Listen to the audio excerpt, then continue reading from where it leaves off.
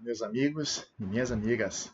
Estamos mais uma vez em um estudo aqui da Palavra de Deus. Tá muito calor, mas a gente vai encarar isso aí juntos, né? Por isso que o ventilador tá ligado aí, não sei se vai dar para atrapalhar o barulho, mas vamos assim mesmo, vamos prosseguir com a obra.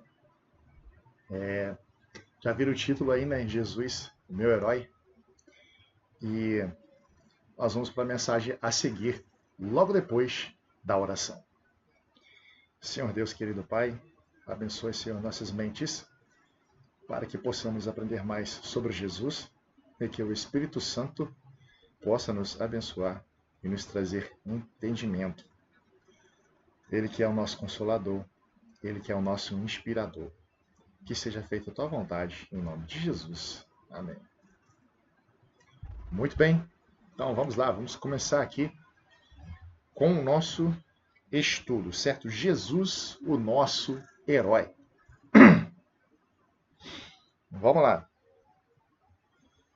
Gênesis capítulo 4, versículo 24 diz o seguinte: porque 7 vezes Caim será castigado, mas Lameque 70 vezes 7. Ok. Por que eu comecei por aí? Porque, na verdade, quando você começa ali a ler a Bíblia, você vê muitas coisas.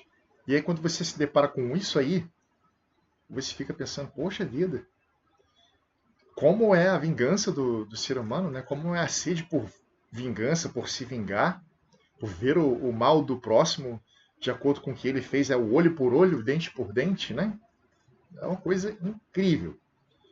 Daí algumas pessoas podem pensar, poxa vida, será que esse Deus é um Deus tirano? Aí a resposta é muito simples e rápida. Não. Não é, porque nesse caso aí, quem é o tirano é o próprio ser humano, que dá essa ideia aí de vingança, uma vingança muito maior do que aquela na qual ele foi acometido, né? Tá, tudo bem. E se o homem diz isso, o que Jesus diz? Bom, vamos lá em Mateus, capítulo 18, versículo 21 e 22. Diz o seguinte: então Pedro aproximou-se de Jesus e perguntou: Senhor, quantas vezes deverei perdoar a meu irmão quando ele pecar contra mim? Até 7 vezes?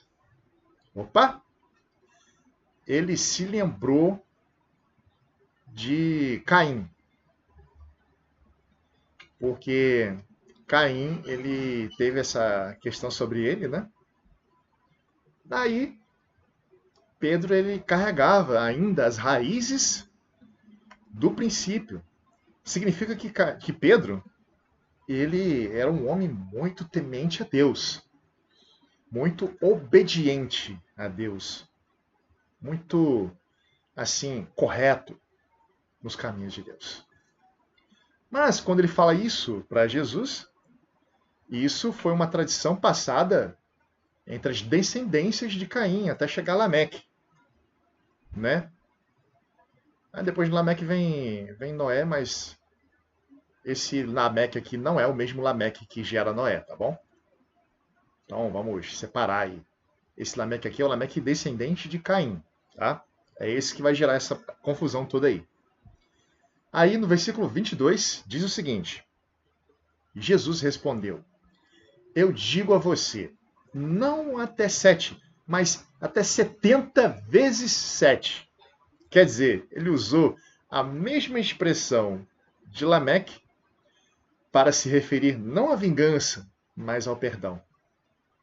Então, ficou uma coisa bem clara que Jesus demonstrou ali ser realmente quem iria acabar com todo o pecado desse mundo, com toda a escravização que o pecado estava causando na vida das pessoas. Mesmo depois de tantos sinais que foram ditos e feitos, o povo ainda se afundava no pecado.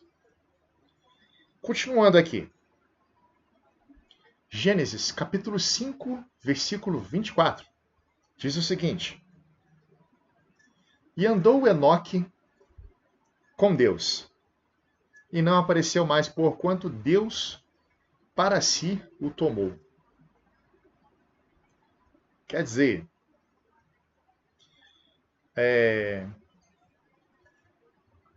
Jesus, Pedro, eram aqueles que andavam com Deus.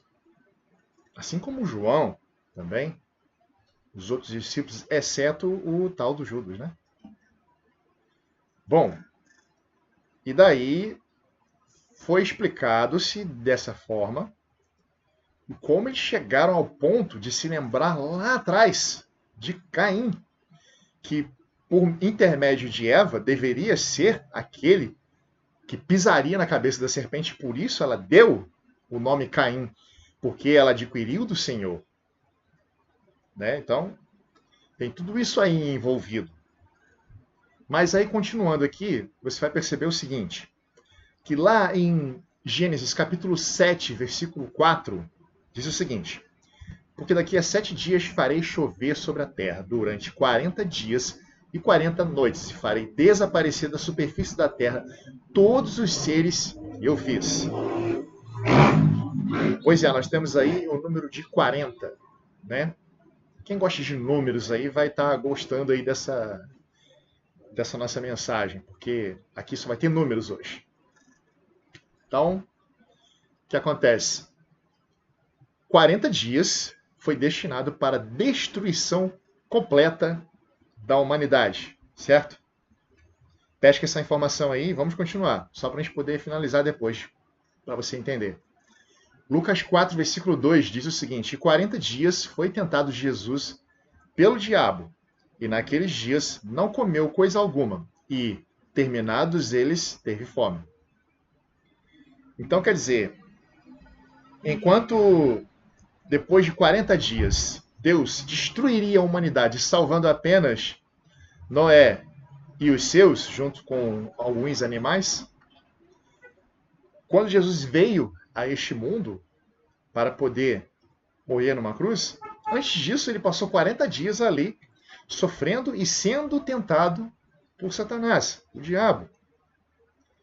Só que ao invés de trazer destruição para a humanidade, que era o que Deus ia fazer, fez ali na época de Noé, salvando só Noé e os seus, Jesus ele veio trazer a salvação para a humanidade. Então, a Bíblia ela é um livro de história muito mais que perfeito. História real. Porque, enquanto lá no comecinho vem falando sobre destruição, para poder reconstruir a humanidade, logo no comecinho, teve essa necessidade de fazer isso.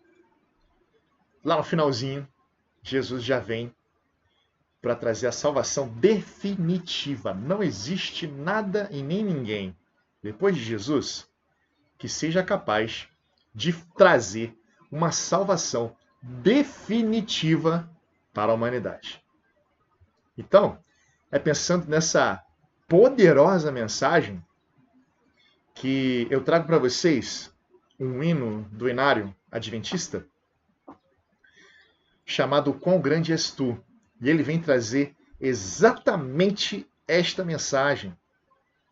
Porque a minha alma, ela canta a Ti, ó Deus. Como o Senhor é grande.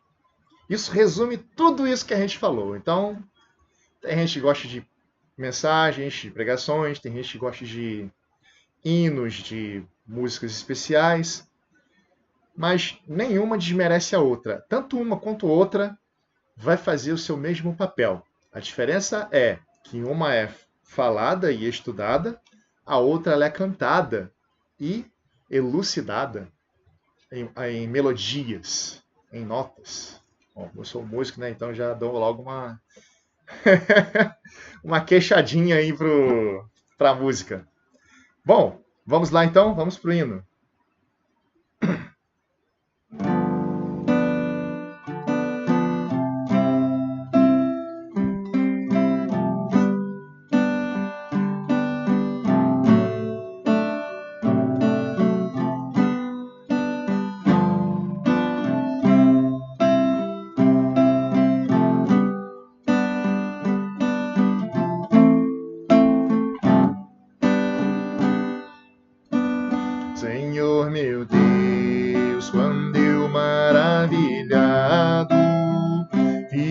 pensar nas obras de tuas mãos, estrelas mil a cintilar no espaço de teu poder em manifestação.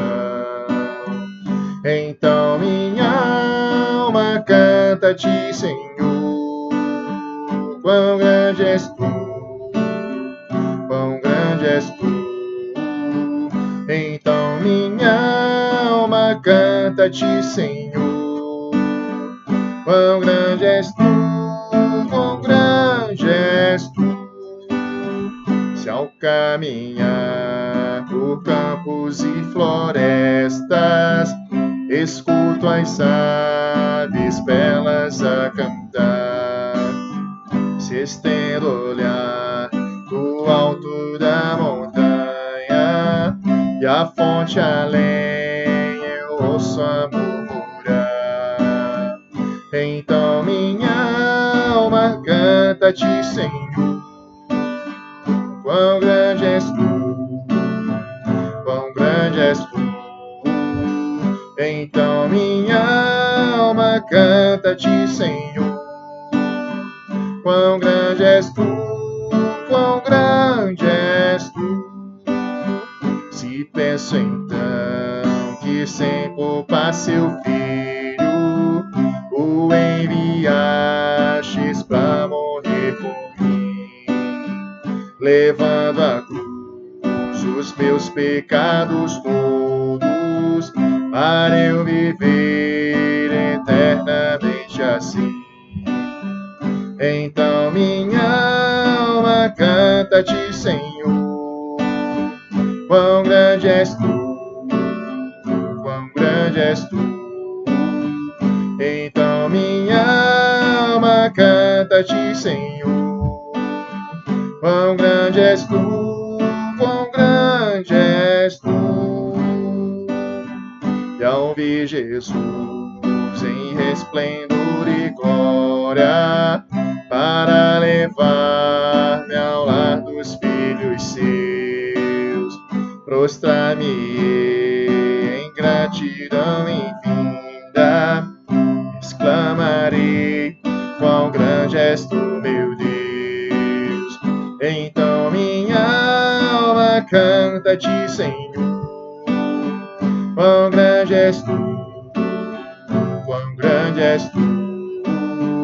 Então minha alma canta-te, Senhor, quão grande és tu, quão grande és tu.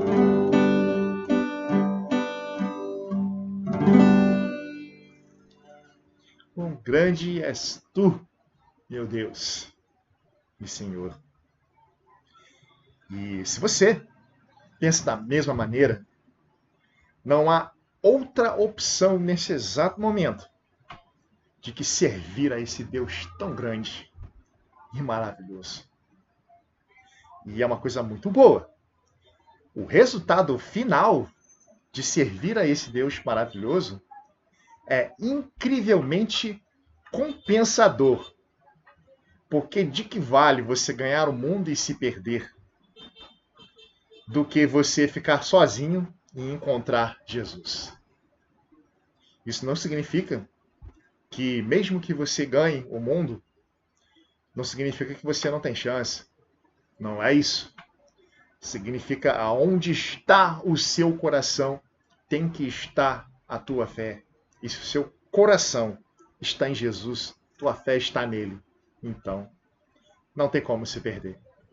Bom, essa já foi a minha decisão. E aí, qual que é a sua decisão? Servir a esse Deus grandioso? Bom, cabe a você escolher. Ninguém pode obrigar você a escolher. Então, a escolha é sua. Deus me abençoe. Deus abençoe a você. Amém?